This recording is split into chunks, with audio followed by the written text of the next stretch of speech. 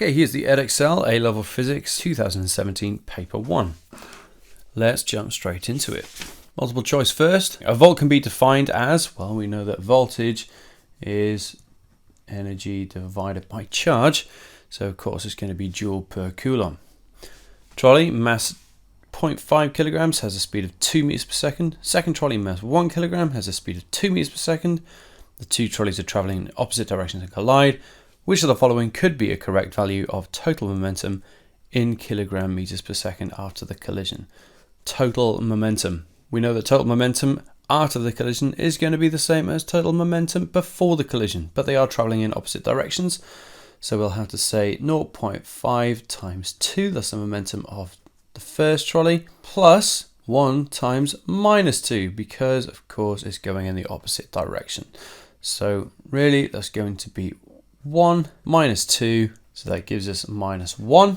But we don't know if the first one was minus or second one was minus, so it turns out that we got it the other way around, but that doesn't matter. The only possible answer is B. 3. Two resistors shown each have a resistance R. Which expression gives the correct resistance between point X and point Y? You should know that if you have identical resistors in parallel, the overall resistance is half one of those. But if you want to prove it, 1 over R tot equals 1 over R plus 1 over R. So that gives us 2 over R. Flip everything on its head, and we end up with R over 2.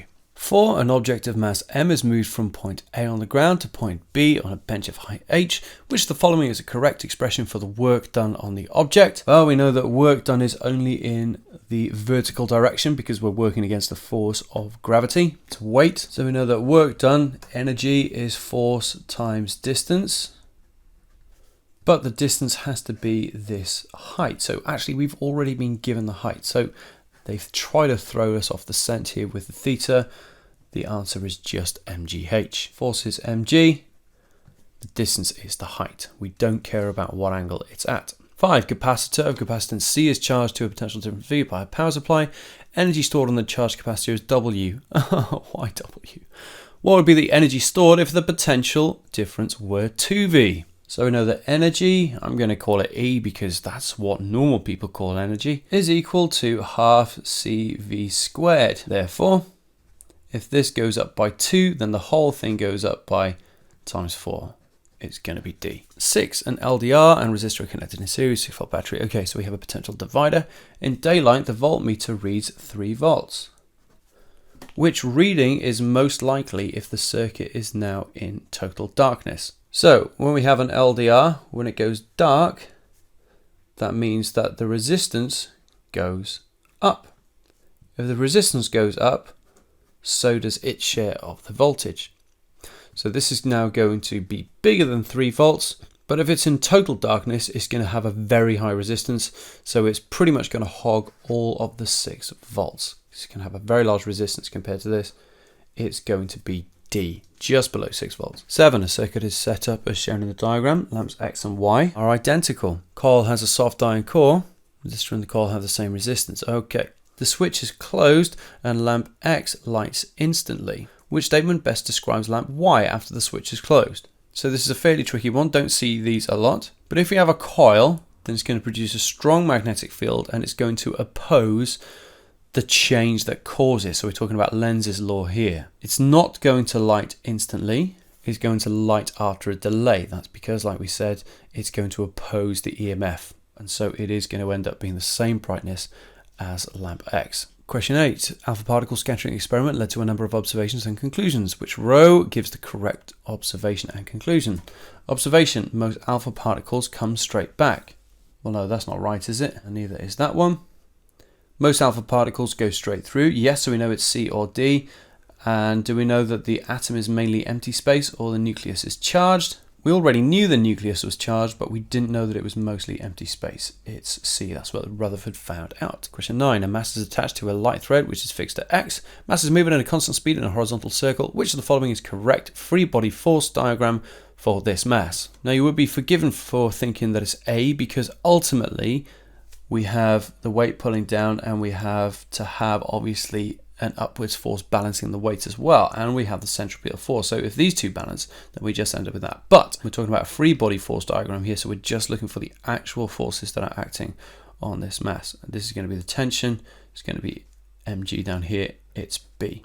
D is wrong because we have centripetal force pushing in the opposite direction, but C is also wrong because the centripetal force is due to the tension, so it's not a force in and of itself. Question 10. Current potential difference graphs for a resistor and thermistor are shown. The resistor and thermistor are connected in series to a 6-volt battery supply. What is the current in amps in the resistor? So we have our resistor and we have our thermistor, and altogether we must end up with 6 volts across them. So it's not as simple as just saying, okay, 6 volts here, that gives us 1 point something plus 1.5, that gives us the overall current. No, it's not that. We need a current that results in the PD across both of these adding up to 6 volts. This is a fairly tricky one. So we're looking for 2 points on these graphs that add up to 6 volts. Is it here at 1.5 amps? When it's 6 and 7, no, it can't be that. Oh, look at this. At this current here, we end up with 2 volts and 4 volts. So altogether, we end up with 6 volts. And it happens at 0.5 amps. That is a tricky one. Question 11. A sports class is studying cycling. They produce a video of a cyclist on a horizontal lawn. Cyclist starts from rest. They produce a sketch graph of the velocity v of the cyclist against time t. Explain the shape of this graph and include a consideration of force as part of your answer. So we can see that to begin with, we have a steep gradient due to fast acceleration. At this point, frictional forces are low, or we could say resistive forces. Then as v increases, acceleration reduces to 0, resulting in flat portion of graph, i.e. constant speed, constant v. This is due to resistive forces, friction, air resistance being equal and opposite to push. B. Student makes the following statement. The work done by the cyclist is converted into kinetic energy of the cyclist and the bicycle. Unfortunately, this isn't always true. It is to begin with, as resistive forces are negligible. However, when the terminal speed is reached, work is being done to overcome friction and air resistance. Easy. Question 12. Shot put is an Olympic field event. The distance for the women's world record shot put is in excess of 22 meters. Shot is a metal ball. Lands on the ground, horizontal distance r. Okay. Shot is thrown from a height h above the ground with an initial velocity of 14.2 meters per second and an angle of 37 degrees to the horizontal. Time it takes for the shot to reach the ground is 1.98 seconds. Show the vertical component of the initial velocity is about 8.6 meters per second. Nice and easy to begin with. We're trying to find out the initial vertical speed, velocity going upwards. We are turning away from the angle. If you don't know what I'm talking about, have a look at my easy vectors trick video. And we know it's going to be smaller than the 14.2 meters per second. So it's going to be 14.2 times turning away from the angle, sine 37, turning away from your sins. And that gives us 8.55 meters per second. So they've gone to 3 sig figs, so we're going to go to 3 sig figs too. So we're going to use this one, not the 8.6 that we've been given to check our answer. B, calculate the height h above the ground from which the shot was thrown. So this is SUVAT. So what do we know? We know 1.98 seconds acceleration. This is where we've got to be careful because it's going upwards to begin with. We're going to say initial velocity is 8.55, but the acceleration is minus 9.8 because it's pulling it back down. V we don't care about, and S is what we're trying to find out. Even though it's going up and coming back down, it doesn't matter. SUVAT works anyway. So we're going to use S equals ut plus half at squared. So therefore S is going to be equal to 8.55 times 1.98. Let's just go with minus half times 9.8 times 1.98 squared. Let's put that all in the calculator. That gives us a distance of 2.28 meters. Yes, it's given a minus because we decided that upwards was positive, and obviously it's going downwards. And finally, could have guessed this, calculate the horizontal distance r for this throw. Well, we are not dealing with SUVAT, just dealing with speed equals distance over time because there's no SUVAT horizontally because we can assume there's no air resistance and therefore no acceleration.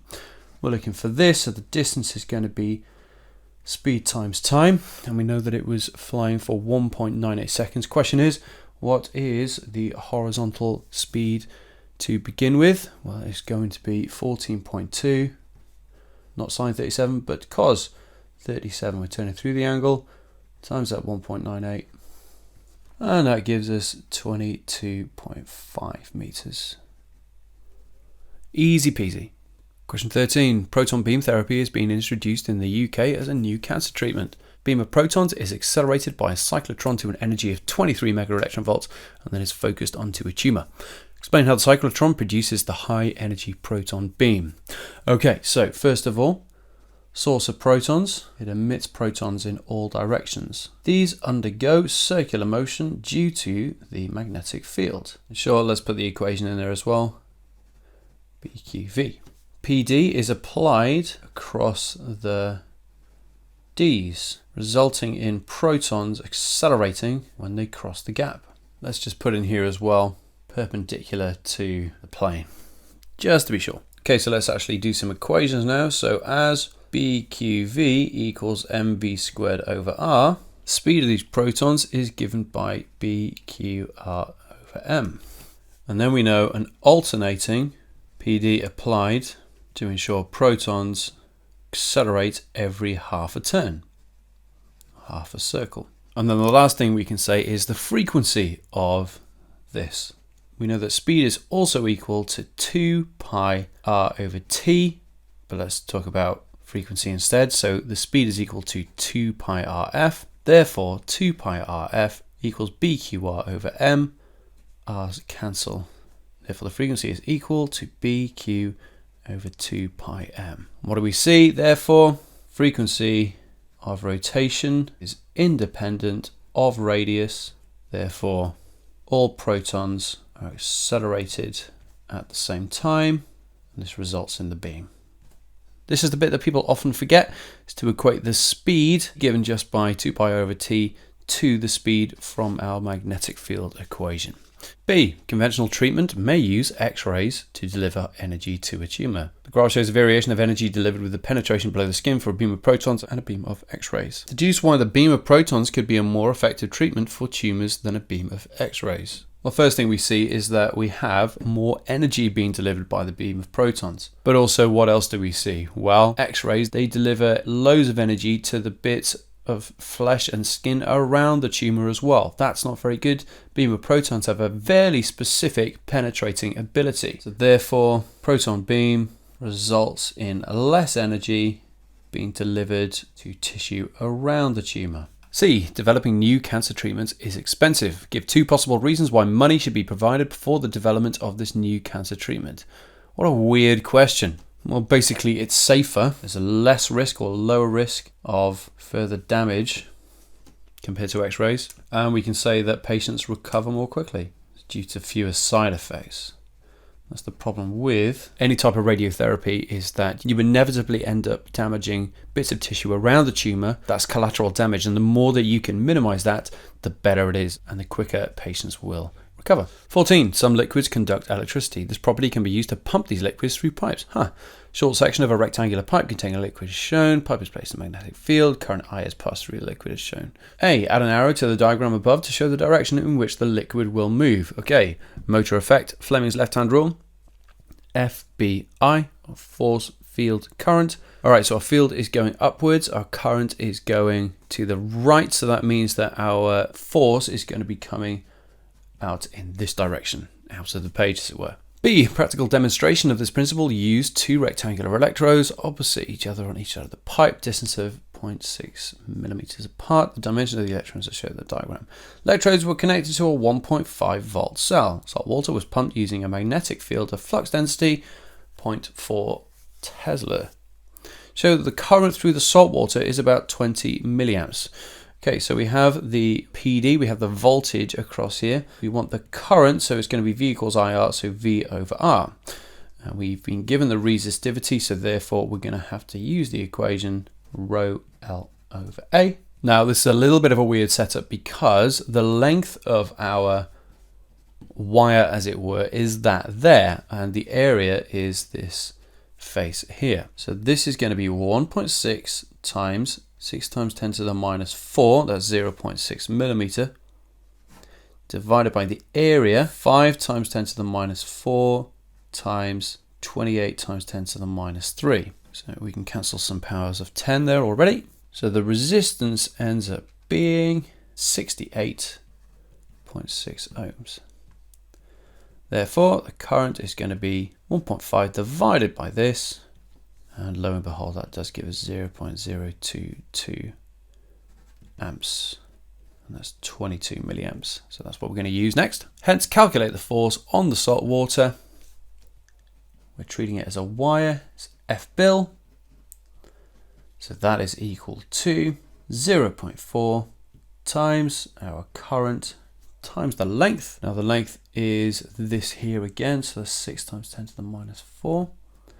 Putting that all in, 5.3 times 10 to the minus 6 Newton. Very small force, but enough to get it moving a little bit. 15. Circuit consists of a battery EMF 5 volts and a negligible internal resistance, a switch, 100 ohm resistor, and an uncharged 50 microfarad capacitor. Oh, capacitors, here we go. Describe what happens to the potential difference across the resistor and the PD across the capacitor after the switch is closed. So to begin with, as we close a switch, there's not going to be any PD across the capacitor. So that means that the 100 ohm resistor is hogging all of the 5 volts. As charge stored on capacitor, or the capacitor plate, increases, PD across it also increases. Therefore, PD across resistor decreases.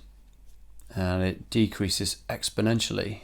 So the PD across the capacitor is going to do that. PD across the resistor is going to do that. Until 0 volts across resistor and the full 5 volts across the capacitor. Battery and switch are replaced by a SIGGEN, providing a square wave output of peak PD 5 volts. SIGGEN has a negligible internal resistance. Graph shows the square wave output of the signal generator. Frequency of the square wave is 20 Hz. On the graph, add value to the time axis and sketch a graph of the potential difference V out across the capacitor for 2 cycles of the square wave. Well, the first thing we need to know is what is the time constant of the circuit. That's RC. So it's going to be 100 times 50 times 10 to the minus 6. So that's ultimately 5 times 10 to the minus 3, or 5 milliseconds. And we know that the square wave is 20 Hertz. And so what is the time period of this SIGGEN going to be? It's going to be 1 over 20. And that gives us 0.05 seconds, or 50 milliseconds. Okay, so if this is 0 milliseconds here, then one complete wave takes us to 50 milliseconds and then 100 milliseconds. So what is this graph going to look like? This is where it gets a little bit tricky. So when there's no voltage from the signal generator, we're not going to have anything going on the capacitor. But once we have this 5 volts being applied, the capacitor is going to start charging. So it's going to start increasing, well, exponentially, or opposite of the exponential. It's not going to go like that, it's going to go like that, because it's going to charge quickly to begin with. So we know that in 5 milliseconds we're going to reach 37%, but that's not going to be like there, it's going to be up here. So rather it's actually going to be 63% of our 5 volts. So 63% of 5 volts is 3.15 volts. Okay, so we know that we're going to hit 3.15 volts when 5 milliseconds has passed. Every 2 little squares is 5 milliseconds here. So we're looking for here, and we need to go to 3.15. It's going to be something like there. So our graph is going to go up like that. So let's finish it off. There we go. So what happens when the SIGGEN delivers no voltage again? Well, the capacitor is going to discharge, so it's going to do the opposite this time. Go like that. And we're going to start again. There we go. 16. Neutral lambda particle is a baryon of mass 1116 megaelectronvolts over c squared and contains 1 strange quark. Table shows quarks and their relative charge. State with justification the quark content of a neutral lambda particle. Well, if it has a strange quark, then we can start off with that. But we know that it's got to be neutral ultimately, so we have to have an up quark in there, because if we keep on adding strange quarks and down quarks, we're going to get further away from 0. But now we're at plus the thirds. We could add another strange quark, but it's only got 1 strange quark, so it has to be a down. So actually, let's say up, down, strange, as charge must be 0 with 1 strange quark. B, calculate the mass of the lambda particle in kilograms. So we have here the mass given in mega electron volts per c squared. So let's convert that back into joules first. So 1116 times 1.6 times 10 to the minus 13, because it's in mega electron volts and not minus 19. And that gives us 1.79 times 10 to the minus 10 joules per c squared. Of course, because we know E equals mc squared. That means that energy over c squared gives you the mass. And so that is equal to 1.79 times 10 to the minus 10 divided by 9 times 10 to the 16. That's c squared. And that gives me, well, let's go with 1.99 times 10 to the minus 27 kilograms. But let's round it up. 2.0 times 10 to the minus 27 to 2 sig figs. C, a student suggests 5 ways a lambda particle might decay. These are these. Deduce which of these decay processes are not possible. Okay, so let's have a look at the first one. What about charge first? Neutral, +1, -1. Charge checks out. What about baryon number? We have baryon going in, baryon coming out. Pion is a meson, so that checks out. Lepton number? No leptons whatsoever. What about lambda going to a positron and an electron? Well, charge checks out. Baryon number does not, because we have a baryon going in, no baryons coming out. Not possible. So neutral goes to neutral and neutral. Charge checks out. Baryon, baryon, yes. Lepton number, no leptons at all. We're going to say it is possible. Lambda goes straight to a neutron. Bit of a tricky one this. I mean, charge, baryon checks out, but we just have one particle going to one other particle. And that just doesn't happen. And that's because energy can't be conserved here. Lambda goes to a proton and a neutron. Absolutely not. Because charge is not conserved. Neutral goes to +1 and 0. Lambda particles were first detected in experiments which made use of cosmic rays entering the atmosphere. Cosmic rays are mainly high energy protons which have a mass less than that of a lambda particle. Explain why a cosmic ray could lead to the creation of a lambda particle. So we know that energy and mass are interchangeable due to E equals mc squared. And so if we have this high energy proton coming in, that means that some of that energy could be converted into mass. EK of proton could be turned into mass according to E equals mc squared. Let's put m0, make sure it's rest mass. Lambda particle cannot be directly observed in particle experiments. However, some of the decay products can. Explain why the lambda particle cannot be directly observed, but information about it can be obtained by studying its decay particles. Tricky question this, but it's all to do with the fact that, well, when it comes to cloud chambers and things like that, we see what's happening because positive and negative particles cause ionization. Neutral particles don't. So the question is, how can you study its decay particles? Well, you can look at the particles that are being produced and we can say momenta of the decay particles can be analyzed, and this can be used to determine the momentum of the lambda particle. Tricky one, that one. 17, a student investigates the motion of a friction-free trolley down a ramp. On the top of the trolley is a metal loop which makes contact with the length of thin resistance wire AB fixed above the ramp. The resistance wire has uniform diameter. Trolley accelerates down the ramp and the metal loop stays in contact with the wire along the full length of the ramp. Student uses a protractor to measure the angle theta between the ramp and the horizontal, 4 degrees with a certainty of ±1 degree. Oof, 25%. Two ends of the wire are connected to a 1.5 volt cell. Datalogger set to measure PD is connected to the metal loop, negative terminal of the cell. Explain how the PD recorded by the datalogger will vary as the loop moves along the length of wire AB. So as the metal loop starts at the top, the measured PD is going to be 0, as resistance is 0. So that is if the metal loop is right next to point A. Once released, PD increases at increasing rate due to acceleration of trolley until 1.5 volts. PD is proportional to length of wire covered. Lo and behold, we have this. Graph shows the data obtained from the data logger. Determine the velocity of the trolley at 1.5 seconds. So at 1.5 seconds we're here, and we are going to have to draw a tangent. So let's say we're going from here to here. Gradient is equal to, well, that's 1.08 take away 0.2 divided by, oh nice, 1. So it's just going to be 0.88. And that is volts per second. But we are looking for meters per second. We've been given the conversion factor here. 1.5 represents a distance of 2 meters. So therefore we have 0.75 volts per meter. One of those times when units are your friends. We want to get from volts per second to meters per second, and we have volts per meter. If we divide by this, then we're getting rid of the volts and putting in meters. So velocity is going to be equal to 0.88 divided by 0.75. So that gives us a speed of 1.2 meters per second. C, the student calculated the velocity of the trolley at 2 seconds to be 1.5 meters per second. By considering the acceleration of the trolley, determine whether the student's measurement of theta was within the uncertainty quoted. Okay, so let's use SUVAT first of all to find out acceleration. So initial speed was 0, time is 2, final speed is 1.5. We're looking for the acceleration, and then we're going to see if it matches up with the angle. So let's use v equals u plus at. A equals v minus u over t. So that's 1.5 over 2.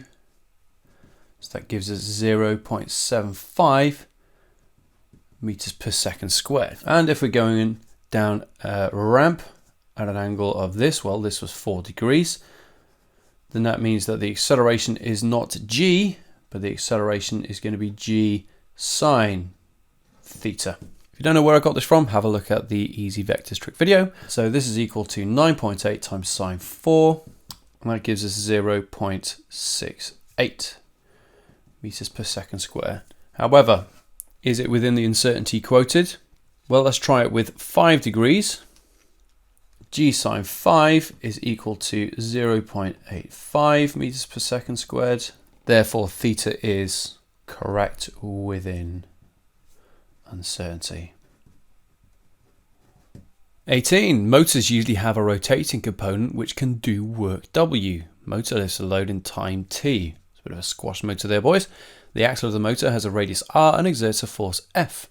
Power produced by the motor can be calculated by using the following word equation. Power equals moment of the force exerted by the rotating axle times angular velocity. Derive this equation starting with power equals work over time. So we're looking for ultimately power equals FR, that's our moment, times omega, angular velocity. So let's start with this then. Power equals work over time.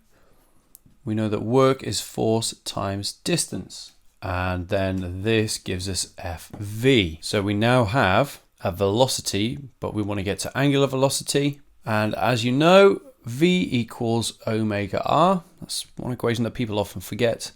Therefore, power is equal to FR omega, or F omega R. B, an electrostatic motor was first demonstrated by Ben Franklin in 1750. Diagram shows a simplified version of his motor. Consists of a rod, oppositely charged sphere at either end, which rotates around a fixed pivot. Two stationary charged spheres apply a force on the spheres at either end of the rod. In the diagram below, electric field lines have been drawn around one pair of these spheres. Add to the diagram to show the direction of the field lines. Well, we know that field lines show the direction of the force on a positive test charge, so they must go towards the negative charge and away from the positive. And lines of equipotential. Well, we know that we're going to have an equipotential that goes right in between here like this, if they are completely symmetrical. And we know the equipotentials are going to curve inwards, as it were, the closer we get to these. So we're going to look for something like that. Part 2, distance between the centers of each sphere is 5 centimeters. So separation. So the force between this pair of charged spheres is about 0.04 newtons. Charge in each sphere is 0.1 microcoulombs. So force is equal to KQ over R squared. K is 1 over 4 pi epsilon 0, but it is 9 times 10 to the 9. Nifty little shortcut. So the charge is going to be 1 times 10 to the minus 7. That's going to be squared, so ultimately 1 times 10 to the minus 14. Divided by the separation. So ultimately this is going to be 9 times 10 to the minus 5 divided by 0.05 squared. That gives us 0.036 newtons. Finally, C, the table shows the typical power and the corresponding angular velocity required for 3 different appliances. Deduce which of these appliances in principle could use the electrostatic motor in B. We saw earlier that power equals F omega R. You should use the word equation, assume the length of the rod in the electrostatic motor is 8 centimeters. But we know the length of the rod, we know the radius is going to be 4 centimeters. But we have 2 of these forces going on because we have these 2 spheres. So actually we can just go back to our 0.08. That's the moment due to a couple. Well, I can already see that this is going to be a fairly tiny number. It's only 0.86. So that's not going to be right. A vacuum cleaner, again, it needs such a massive power, it's just not going to be feasible either. What about the pump? Well, the power is equal to 0.036 times 200 times 0.08. That gives us 0.58 watts. So we have a power of 0.58 watts. We only need 0.5, so this is feasible. Hope you found this helpful. If you did, please leave a like down below. And if you want to go into paper 2, then click the card and I'll see you there.